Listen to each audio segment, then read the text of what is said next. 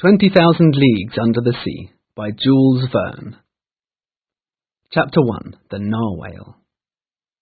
In the year 1866, everybody in Europe and America was excited by a mysterious object that sailors and ships often saw at sea. This object was long and round, and often glowed with light under the water. It was much longer than any whale that had been seen before, and it could move very fast. All over the world, everybody talked about it and asked what it could be.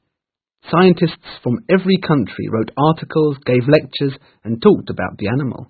What was it, they asked, and did this monster really exist? In 1867, the problem changed from a scientific problem to a serious danger. On April the 13th, the steamboat Scotia was in the northeast Atlantic.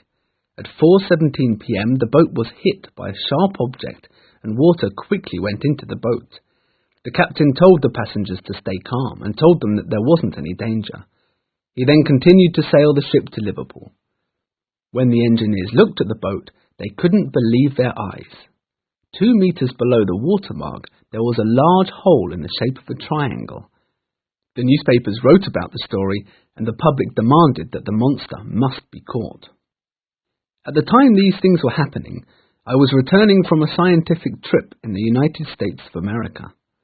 I was waiting to go back to my job as professor in the Paris Museum of Natural History. As I waited in New York before my trip back to France, I was asked by the New York Herald newspaper to explain the problem. Here is what I wrote on April the 30th, 1867. The ocean is totally unknown to us. What happens there? What animals can live 15 or 20 kilometers under the sea? We do not yet know all the living things that live at the bottom of the sea. The common narwhale or sea unicorn is often 30 meters long.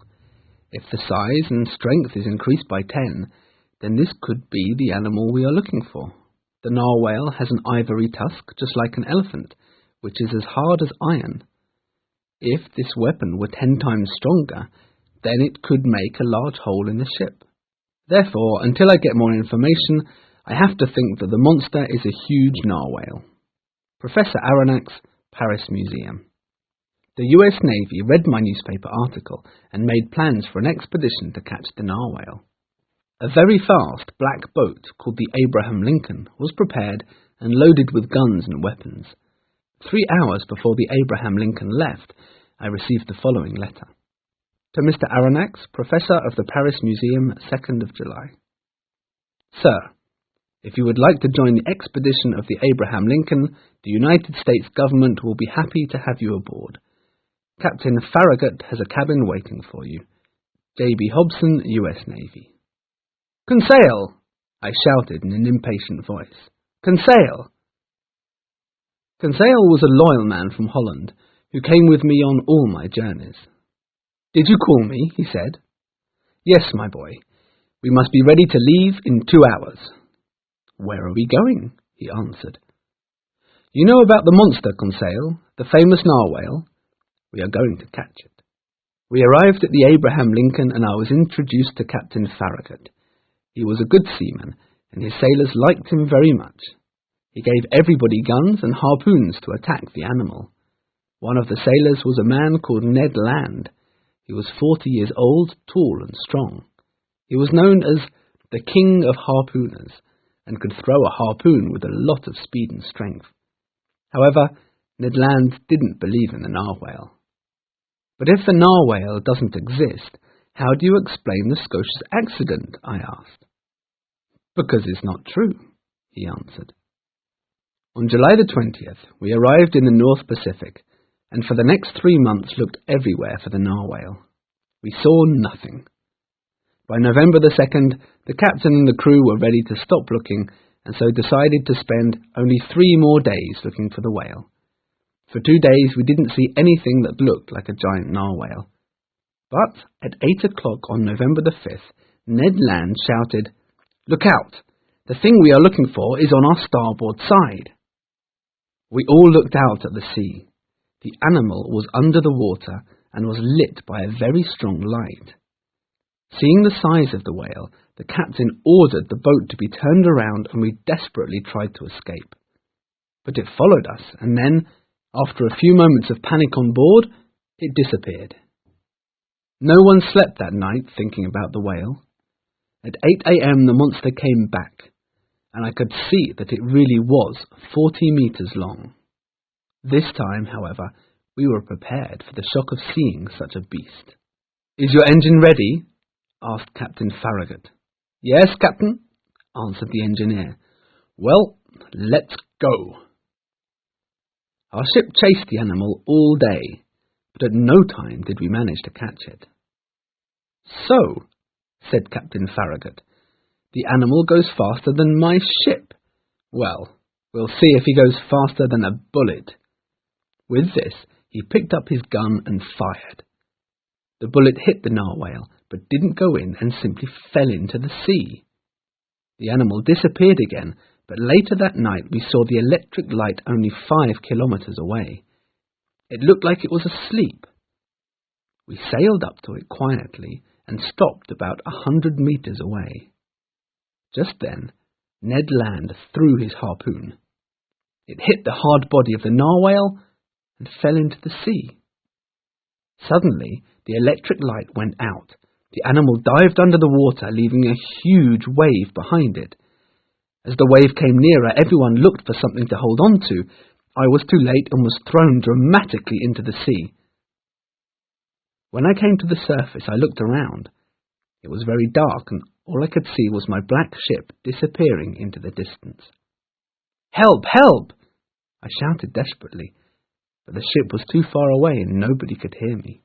Before I had time to consider my situation, somebody grabbed me.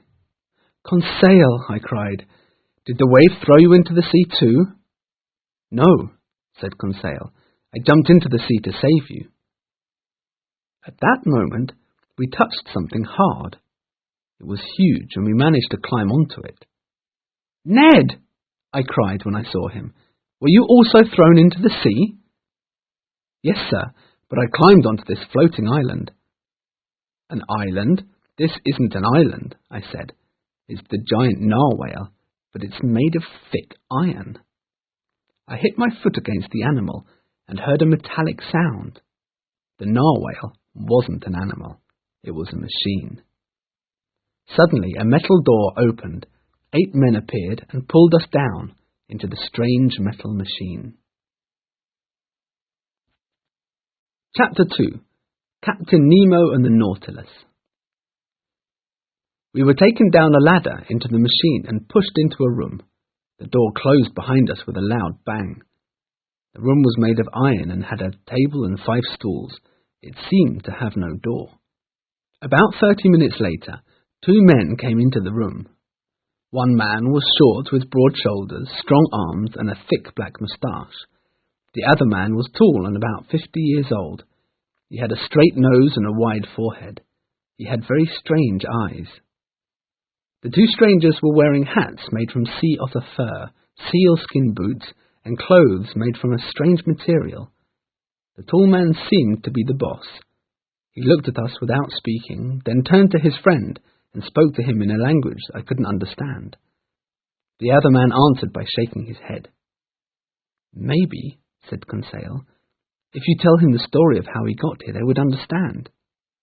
So I began talking in French about our adventures on the Abraham Lincoln, without leaving out a single fact. I gave our names and jobs, and asked the men where we were. They didn't seem to understand, and didn't say anything at all. Next we tried talking in English, German, and even Polish. Then the strangers went away, locking the door behind them. 5 minutes later, a steward entered, and brought us clothes similar to the clothes that the strange men were wearing. He set the table and brought out some large dishes of food. "I bet there's nothing good to eat here," said Ned. "Shark burgers, tortoise liver, and sea dog steak." However, the food was excellent, and after we had eaten, we felt tired and fell asleep. When we woke up, the air was fresh and we could smell the sea. It was obvious that we were on the surface of the ocean. "We must do something," said Ned. "We must escape, and quickly." To escape from a prison on land is very difficult. but to escape from a prison at sea will be impossible, I said. Well, we must do something, cried Ned angrily. Suddenly the door opened, and before I could stop him, Ned attacked the steward who had just entered the room. He was choking him with his big, powerful hands. Just then, I heard these words spoken clearly in French. Calm yourself, Mr. Land, and you, Professor, please listen to me. It was the tall man with the strange eyes who spoke. Ned Land let go of the steward, and we waited for the tall man to continue speaking. Gentlemen, I speak French, English, German, and Polish very well. I know now that I am in the presence of Mr. Pierre Aronnax, Professor of Natural History in the Paris Museum, his servant Conseil, and Ned Land, harpooner on board of the Abraham Lincoln of the U.S. Navy. I am sorry I've been so long in not talking to you, but I wanted to think about what to do with you. I have the right to treat you as enemies since you chased me and tried to destroy my submarine. But we thought we were chasing the sea monster that caused so much trouble in Europe and America, I said. However, continued the man, I don't have to give you hospitality on my submarine, and I could throw you out into the sea and forget about you. That is my right. I left human society and do not obey its laws. But I have decided that you can stay on my submarine, and you will have freedom to live with us. I will give each of you your own cabin to live in. However, no one on Earth knows about my submarine. It is a secret, and I will not allow you to ever leave the submarine. So we will never see our country and families again? That's cruelty, I cried. Sir, said the man, you are my prisoners. You have a simple choice, to drown in the sea or live a comfortable life on board my submarine. However, you will have the opportunity to study the ocean and see what no man has ever seen before. You will have a wonderful life on board my submarine. There followed a moment of intense silence, only broken by my friend. But what is your name? Asked Conseil. Captain Nemo, answered the man, and my submarine is called the Nautilus. Now, gentlemen, breakfast is ready. Over breakfast, he explained how all the food, clothing, and furniture on board the submarine was produced by the sea. After breakfast, he said, Now, Professor, if you want to see the Nautilus, I will show you around. I stood up and followed him into another large room. It was a library. There were big wooden bookcases containing a huge number of books, brown leather sofas, and desks to read on. Captain Nemo, I said, this library is bigger than any other library I have seen. How many books do you have? 12,000, Mr. Aronnax, he replied. You are welcome to use these books. I even have a copy of your book, Great Submarine Grounds. Then he opened another door, and we went into another big room. It was an enormous museum. There were pictures painted by the most famous artists, a large piano, and a huge collection of sea plants, shells, and other things from the sea. Captain Nemo must have spent millions of dollars collecting them all. But how does the Nautilus work? Where do you get the power from the engines? And where do you get all this electricity when you are under the sea? I said. Come this way, he said, and took me through another door into his own cabin. He showed me all the equipment on board. Then he explained that he had discovered how to make electricity from seawater. This electricity was used to power the submarine, to give light and heat. He explained that the Nautilus had large tanks on board. If these large tanks were filled with seawater, the submarine would sink to the bottom of the sea, and by pumping the water out of the tanks, it would rise back up to the surface. Ah, Captain, I cried, your Nautilus is certainly a marvellous boat. Are you an engineer? How did you manage all this without anyone finding out? Yes, I am an engineer, Professor. I studied in London, Paris, and New York, and I built the Nautilus in a secret place on a desert island, he said. One last question, Captain.